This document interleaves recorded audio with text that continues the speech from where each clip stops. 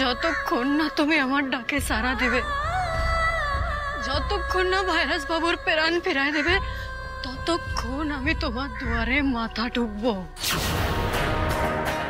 তাতে আমার যতই কষ্ট হোক না কেন, আমি এখান থেকে এক পাও নড়ব না। একটা কথা আপনারা ঠিক বলেছেন, আমি আমার জীবনে সত্যিই অনেক ভুল করেছি।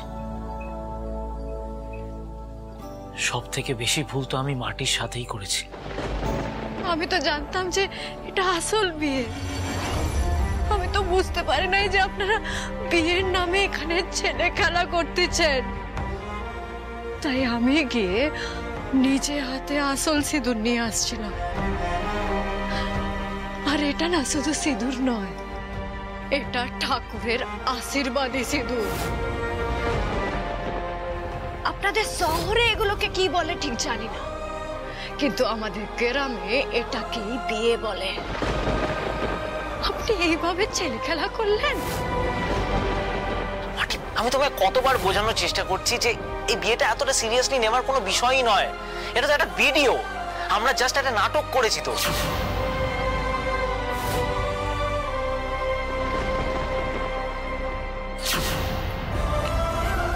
এটা আমি এতদিন ভাবিনি কেন? এভাবে তো আমার অনেকদিন আগেই ভাবা উচিত ছিল। কত কষ্ট দিয়েছি আমি মাটিকে।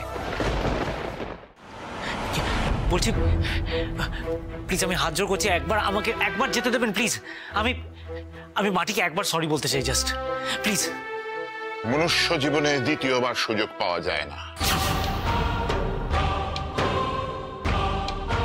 তাই যতদিন জীবন বিদ্যমান আছে তার মধ্যে যা করার করে নিতে হয়।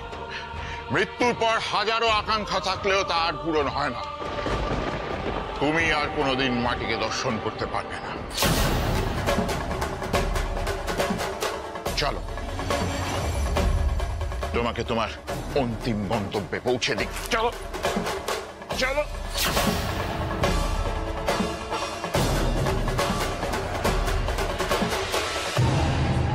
So, Akash Lahiri, finally done and dusted. Game over. কিন্তু এই লাস্ট মোমেন্টে মাটির মুখটা এত দেখতে ইচ্ছে করছে কেন আমার? কেন বারবার ওর কথা এত মনে পড়ছে আমার? কেন?